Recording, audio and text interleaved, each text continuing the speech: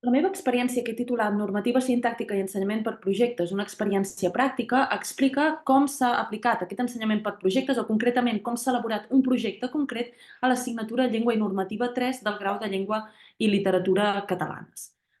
Com he dit, l'assignatura és la Llengua Normativa 3, és del grau de Llengua i Literatura catalanes, es tracta d'una assignatura obligatòria de tercer que té 6 crèdits, és a dir, que això correspon a 150 hores de treball de l'alumne, de les quals moltes són no presencials i, per tant, dona joc per fer aquest projecte. A més, aquest projecte s'emmarca en un projecte més gran d'innovació docent amb el professorat de les altres dues normatives, de les normatives 1 i 2, que són Ivan Solivelles, Pere Garau i Maribel Ripoll, en què es coordinen continguts i també l'avaluació. Bàsicament, els objectius de l'assignatura són aconseguir eines per consolidar i ordenar coneixements bàsics sobre la sintaxi normativa catalana, aprendre a reconèixer, avaluar i resoldre els principals problemes de sintaxi normativa catalana amb l'ajuda de bibliografia fonamental, entendre la base descriptiva que fonamenta la normativa sintàctica en català i també fer un treball de recerca en matèria de normativa sintàctica. I veurem, precisament el que presentaré és aquest treball de recerca. Pel que fa als continguts, bàsicament s'expliquen uns fonaments teòrics previs sobre normativa, sobre llengua normativa, relació entre gramàtica descriptiva i gramàtica prescriptiva, en quin moment se situa, en quin punt de la planificació lingüística cal situar la gramàtica prescriptiva, es parla de les fases de planificació en les quals s'emmarca el treball que realitzen, el projecte que realitzen, s'expliquen les relacions entre llengua normativa estàndard i codificació del català i es parlen dels agents i les obres normatives de referència. I pel que fa més als continguts de l'assignatura, es basa sobretot en el que tant Jordi Ginebra el 2015 com jo mateixa l'any 2021 vam determinar que eren els principals trets sintàctics de difícil implantació, que són, entre altres, el canvi caiguda de preposicions, la perífrasi d'obligació, la distribució dels verbs ser i estar, l'anomenat lo neutre, qüestions de sistema preposicional, qüestions de règim verbal, qüestions de temps verbals, per exemple, el futur simple, distribució de per i parar, i moltes altres coses, relatius, estructures condicionals, els possessius, el verb haver-hi, les preposicions amb expressions temporals, etc. Pel que fa a la metodologia que es fa servir a l'assignatura, es basa sobretot en el constructivisme, amb la idea que el coneixement es construeix activament a través de la interacció entre l'alumnat i l'entorn d'aprenentatge i això implica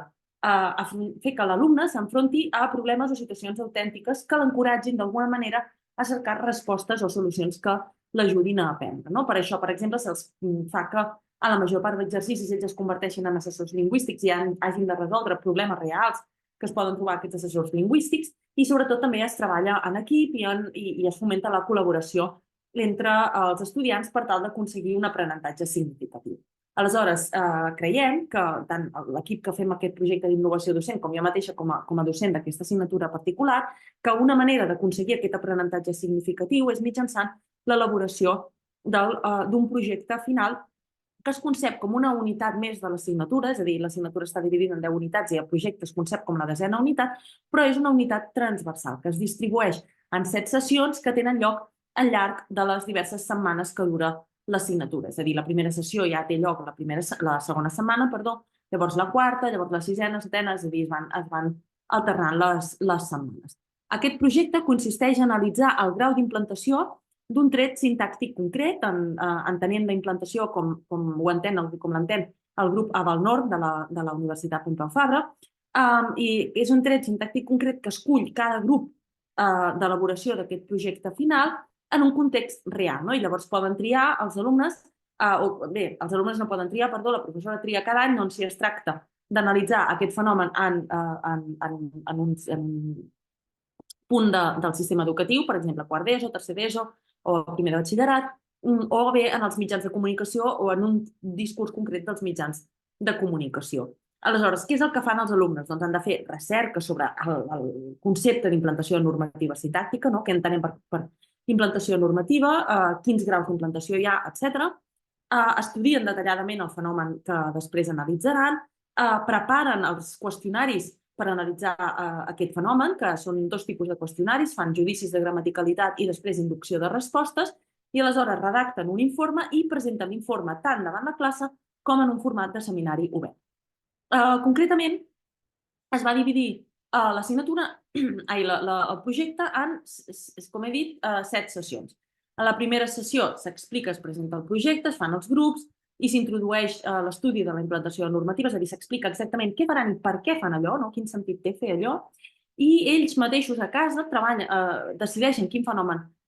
volen treballar. Per exemple, enguany es van centrar en els gerundis, en la distribució de ser i estar i en el marcatge diferencial d'objecte, d'entre tots els fenòmens que es treballen a l'assignatura, i es poden ajudar amb una bibliografia bàsica que se'ls proporciona. A la segona sessió, a partir d'aquesta bibliografia bàsica, ells mateixos fan una primera descripció del fenomen que analitzaran, que llavors posen en comú i es millora d'alguna manera, i aquesta descripció s'acaba de completar a casa. A més, a casa comencen a elaborar, se'ls explica què són els judicis de gramaticalitat i comencen a elaborar les frases per fer aquests judicis de gramaticalitat i concretament preparen 20 frases que recullin el fenomen i 10 frases de distracció. Aleshores, a la següent sessió repassen aquestes frases de judicis de gramaticalitat i la professora els ajuda, jo els vaig ajudar a fer els tests d'inducció, que són una mica més complexos, i a més que en cada grup són diferents. Aleshores, després de fer aquesta sessió, ells mateixos incorporen les frases en un document de Google compartit i jo vaig fer un qüestionari de Google que recollís totes les frases de tots els grups conjuntament perquè així tothom obtindria totes les respostes de tots els alumnes. Ara ho explicarem una mica més de detall. Aleshores, diríem, un cop posat o fet el qüestionari amb tots els fenòmens que es volien analitzar, a classe van ells mateixos fer aquest qüestionari com si fossin alumnes per comprovar quan durava i van comprovar que per ells durava entre 25 i 30 minuts i també si hi havia possibles i si hi havia errors, i llavors es corregia si convenia. A casa llavors van haver de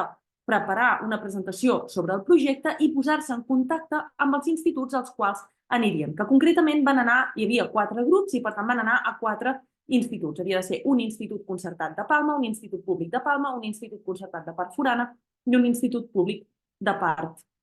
forana. Aleshores, un cop ja passades les enquestes als instituts, a classe es va fer una primera anàlisi, es va elaborar l'Excel, es va mirar totes les dades que s'havien obtingut i com es podien, i es van prendre algunes decisions sobre com es podien analitzar. I aleshores a casa havien d'acabar d'analitzar les dades, extreure els resultats, redactar el treball i preparar l'exposició oral. I finalment, a les sessions 6 i 7, es van fer aquestes exposicions orals que llavors es van coavaluar i es va donar una retroacció. Els criteris, es van seguir uns criteris pactats amb la resta d'assignatures de normativa per avaluar el projecte en si, és a dir, l'informe que havien de redactar, el grau d'elaboració, claredat i precisió, el respecte per la normativa lingüística, que estigués ben estructurat, que s'utilitzés bibliografia especialitzada, això els estudiants ho sabien des del principi, que el grup de treball hagués funcionat bé i també el grau d'assoliment dels objectius del projecte i també es van avaluar, tant entre ells es van coavaluar com la professora, que hi hagués equilibri a l'exposició oral, que hi hagués equilibri en la participació de tots els membres del grup, que la comunicació fos eficaç, que la presentació s'adequés al registre formal, que es fes un ús adequat de la normativa, que fos una exposició clara i precisa, que estigués ben preparada i que es fes servir un suport visual adequat i pertinent. Concretament, on van arribar enguany? Doncs enguany van arribar a analitzar això, l'ús de ser i estar, els gerundis i el marcatge diferencial d'objecte entre 162 alumnes de quart d'ESO de 4 centres, 2 centres públics, 2 centres concertats, 2 centres de Palma i 2 centres de part forana. En general van observar que hi havia un grau d'implantació baix o molt baix en tots els casos, però sí que és cert que van veure algunes diferències segons les variables independents que eren això, el tipus de la localització geogràfica i el tipus de centre. I a més, una cosa que no s'havia previst però que van fer els alumnes va ser que ells mateixos van fer propostes per millorar l'ensenyament. Per tant, va ser una experiència d'ensenyament significatiu molt positiva, que va rebre moltes respostes positives, amb moltes mostres d'entusiasme i amb la consciència d'haver desenvolupat una recerca que no s'havia fet mai fins llavors a Mallorca.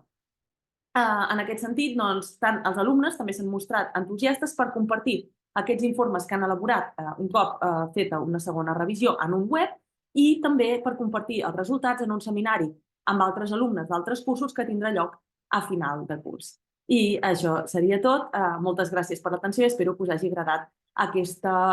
experiència didàctica.